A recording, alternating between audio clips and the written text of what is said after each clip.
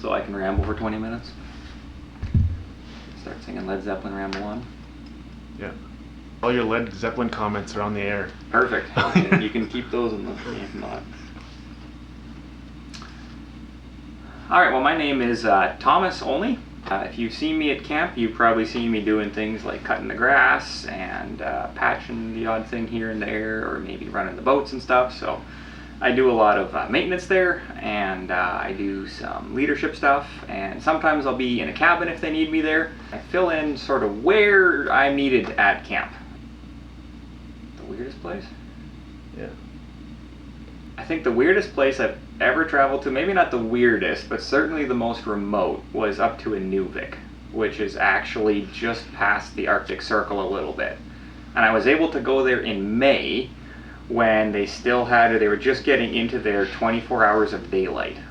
And so I remember waking up at like 3 o'clock in the morning and it was still like totally bright outside. And that's really weird. Like even worse than here in Thompson where we have short nights, there was no night. We were fed reindeer. Didn't eat whales. The reindeer was good.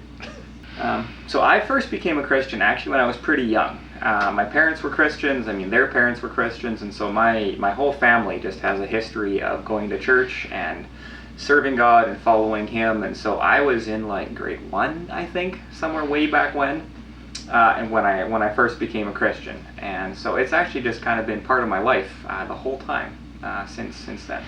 Sometimes the question comes up of why am I still a Christian? Why do I keep following and believing like that? What I believe is based on the Bible. It's not based on what I'm thinking that day or how I feel that day or if I'm having a good day or a bad day. It's based on the fact that I believe the Bible and that the Bible is true. The Bible has proven itself to be true over and over and over again. It always has the best explanation for why things happen the way they do, why life happens the way it does, why people act the way they do, why bad things happen, but why we can have hope despite the bad things. And even if you get into in things like science, the Bible doesn't make a lot of scientific claims, but the ones that it does have always been shown to be true, even throughout history and stuff. It predicted some things long before they happened. For example, Alexander the Great. He's not specifically mentioned in the Bible, but it talks about him and some of the things that he did hundreds of years before he was born. There's also hundreds and hundreds and thousands actually of different ancient manuscripts that all, when you put them all together, they all show us that the Bible really does still say what it said when it was written. If the Bible is true about all this vast, variety of things, then I believe it's also true when it tells us about Jesus and why we need Him and how we can follow Him. And one of the most important things that it talks about is the resurrection, that Jesus died, but that He came to life again. That's incredibly important, because without that, as Christians, we don't have anything to hold on to. Because the Bible is true, because it's proven itself, and because it says these things, then I keep believing, even when it's hard to sometimes, because I know that it's there, that it's something to hold on to.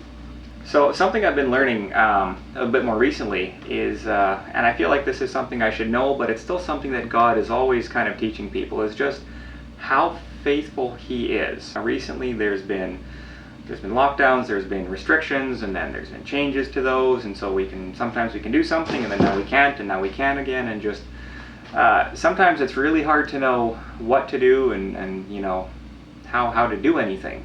But God has really been working through that to show me that I can trust Him, that things will be okay. And so, sometimes I plan something and then it doesn't happen. And God can use that anyway, use my plans for something else sometimes.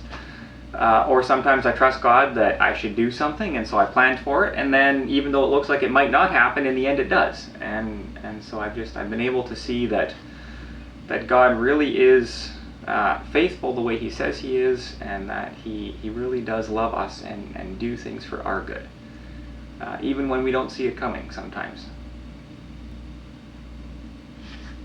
I don't know how to wrap that up. Ketom kwa mitten, ketom kawapa mitten. Great.